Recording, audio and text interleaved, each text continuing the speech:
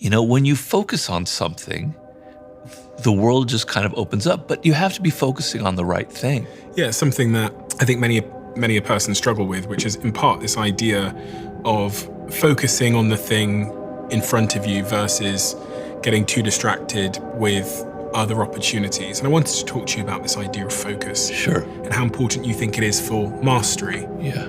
I meet so many young people who will say to me, oh, I'm doing this little crypto thing here, and I've got this hair business here, and I've got this other thing here. What would you say to those people that are trying to become a master in this world as it relates to focus? It's funny because I'm helping the son of an old friend of mine who's got that problem, and he's incredibly successful. I hope he's not listening to this. He's 20 years old. He's very wealthy. He's done amazing things. But he's one of those people who spread himself out to all these different things. And I can't find a through line, what connects them all, except making money and having connections and stuff. And it's very alluring in this world, particularly, where there's so many possibilities, where you can get on the internet, you can learn this, that, the other people are doing these things, you can get into crypto, you can start your own business here, you can get into the health and fitness world, and then later on try to figure out how to connect them all. But life doesn't work like that. That's not how the brain functions. That's not what we were meant for, because it doesn't start from you. The whole thing has to start from you. It can't start from the world. It can't start from what other people are doing. It can't start from what's sexy. It has to come from within. If it doesn't come from within, then you're going to be floundering for years and years and years. And so what I've done with this young person, whose name I won't mention but I love dearly, is what is it that really is in your heart? What is it that you really, really love? How can we connect this crypto with this media business that you're starting, with this sports world that you're starting, with this fitness thing?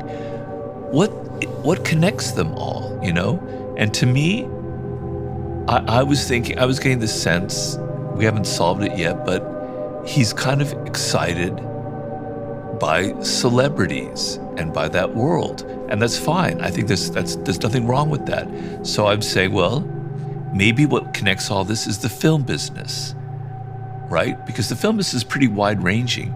To be a producer, to raise money, you're dealing with all kinds of different people, you're networking, you're meeting starlets, it's a glamorous life, but it's focused, okay?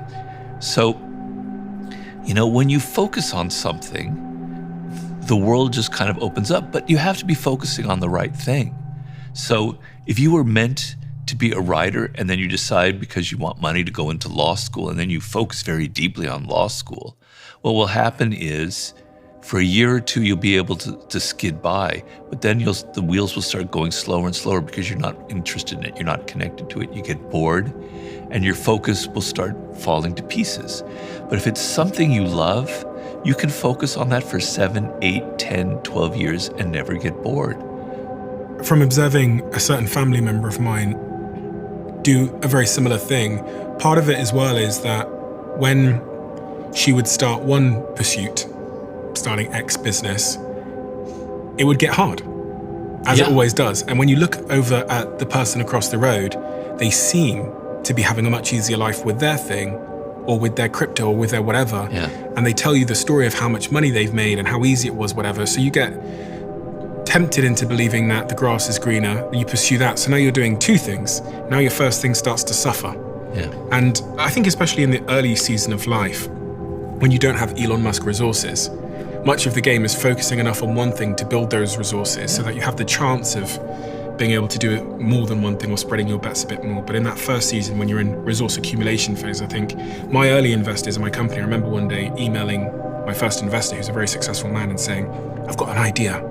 And it was an idea other than the one he'd invested in. And I remember the email, I was 18 years old, and he hit me so hard on that email. He was like, if you don't focus on one thing, you will never, ever Wait, you be were successful. the one that was interested in this other Yeah, I was trying to... He was the one, Yeah, so my investor, he was a very successful man, and I emailed him this other idea, which I thought was amazing. Yeah. And he sent me this email back, which was like being hit by a whip. And he was like, if you don't focus on one thing now, you will never be successful. Because also you rob yourself, as you said, of the chance of accumulating deep skills. Yeah. Yes, it is. I remember this is something that wise people know. And if you're young, if you have like a mentor like you did, who could tell you the truth, the ropes as they are, it will help save you years of misery. I remember when we were at American Apparel, it was the year 2007. The company was just about to go public. I was about to be put on the board of directors, and this man came to me who was like your investor, and he said, Robert, just make sure that Dove's doesn't mindlessly expand. Make the brand focused. Have it focused on one thing, and then he will be successful.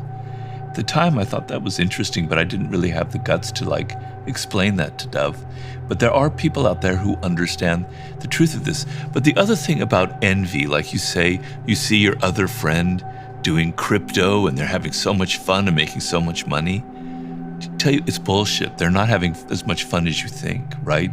People create a front on Instagram or TikTok or wherever, where life seems so glorious, but they're never having as much fun as you might imagine.